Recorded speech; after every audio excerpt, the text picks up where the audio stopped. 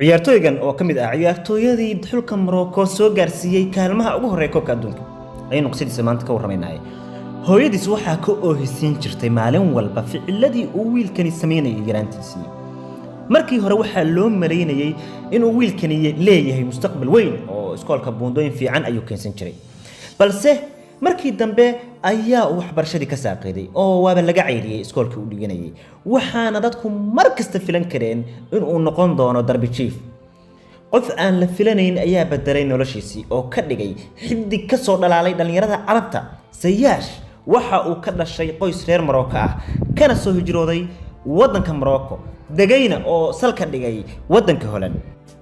qoyskoodu waxa uu ahaa mid aad faqiir u ah aabihiisna waxa uu ahaa oday aad u da'weyn lana dhibaatoon jiray biilka reerka Ziyech waxa la dhashay caruur ka badan 9 qof oo ka waaweyn Ziyech waa uu weynaaday isaga oo uu garab joogay aabihiis oo aad u jeclaa inankan aabihiis aad u jeclaa oo mar walba garabkiisa joogay nasiib darro da'diisu markay maraysay 10 sano ayaa waxa ku dhacay musiibo aan la filanayn reerkii aabihiis ayaa xanuunsaday dhaqaatiirtiina waxba waa ka qaban waayeen xaaladiisa mana aysan awoodin in ay badbaadiyaan ugu dambeynna waa uu geeriyooday isaga oo ka tagay xaaskiisa iyo caruur badan oo 10 gaaraya oo uusan ogeyn cid caawin doonta Ilaahay mooyaane Ziyech xaaladiisii nafsiyadeed waa isbedeshay waxa uuna noqday ilmo iska murugaysan mar walba waxaana xaaladiisa ka faa'iideystay saaxiibo u lahaa waxayna ku haageen wada khaldan alla xuma ilmuhu markii aysan haysan aaba ilaashada oo ku haga wadada khayrka iyo toosnaanta ma uusan haysan aaba ka warhayo oo ilaashada badqabkiisa halka hooyadiis ku mashquulsanayd soo dhicinta kibista ay maalinta caruurteedu cuni lahaayeen caruurta kalena waxay ahaayeen kuwa ku mashquulsan sida hooyadood ay u caawin lahaayeen ugana caawin lahaayeen masaariifta ku baxaysa reerka sababahaas idil waxay ka yeeshay Ziyech mid halis u ah bahalada dadka ah waxa uu isaga oo yar bilaabay inuu cabo sigaarka waxaana baray saaxiibadiis waxa uu noqday mid aan muhiimad siinin waxbarashada awal hore isaga ayaa ahaa arday keensaday dhibco fiican oo uu noqday mid ku haddana waxa uu noqday mid ku dhacay imtixaanada waxa uu sidoo kale noqday mid u googooyay iskoolka ugu dambeynna si kama dambaysa ayuu waxbarashadii uga tagay maadaama madrasadii maamulayaashii madrasada iskoolka ay cayriyeen maadaama ay arkeen in uu yahay arday uu maqnaanshihiisu batay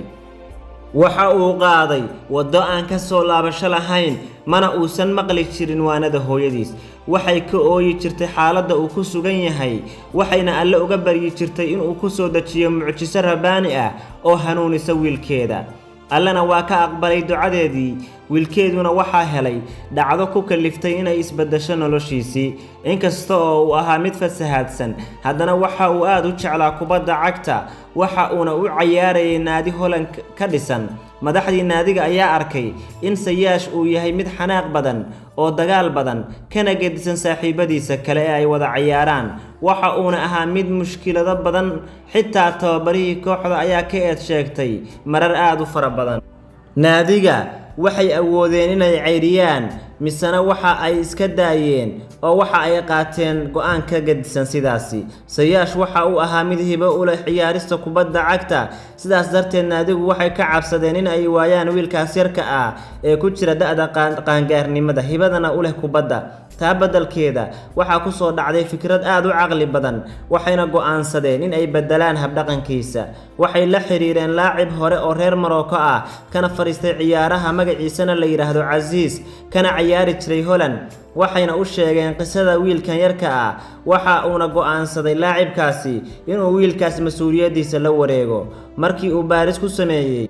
waxa uu ogaaday in wiilkani mushkiladiisu tahay in uusan haysan cid jihaysa noloshiisa hadduu heli lahaana uu isbedeli lahaa waa uu la sheekaystay waxa uuna ula hadlay si aabanimo ku dheehan tahay waxa uuna siiyay talooyin wax ku ool ah sidoo kalena hooyadiis ayuu u ballan qaaday in uu wiilkeeda ka dhigi doono mid wanaagsan kuna soo celin doono siduu ahaan jiray isaga ayaa tababari jiray ilaalin jirayna waqtiyada uu xaafadiisa ku laabanayo waxa uu ka ilaaliyay saaxiibadii xumaa waxa uuna ula socday si aan caadi ahayn bila kadibna waxa uu ka jaray saaxiibadii xumaa ee uu lahaa waxa kale oo uu ka go'ay Ziyech balwadii iyo mukhadaraadkii si kama dambays ah inta ka dhiman noloshiisa waxa uuna muhiimadda saaray kubaddii cagta oo kaliya naadigina waxay siiyeen fursaddii ugu dambeysay ee uu ku noqon lahaa qof fiican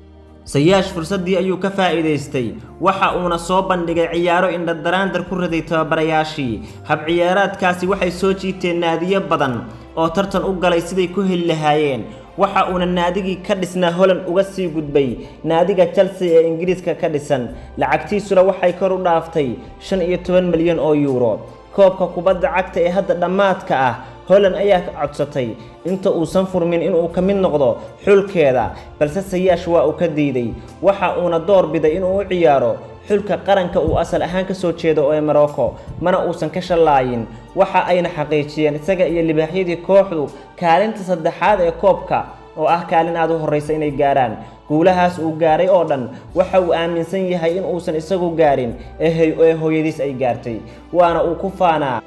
xaflad lagu qaban qaabiyay gudaha wadanka Holland magaciisuna ahaa laacibka ugu wanaagsan ee qaranka Holland ama wadanka Holland gudihiisa ayaa waxa uu ku guuleystay biladaas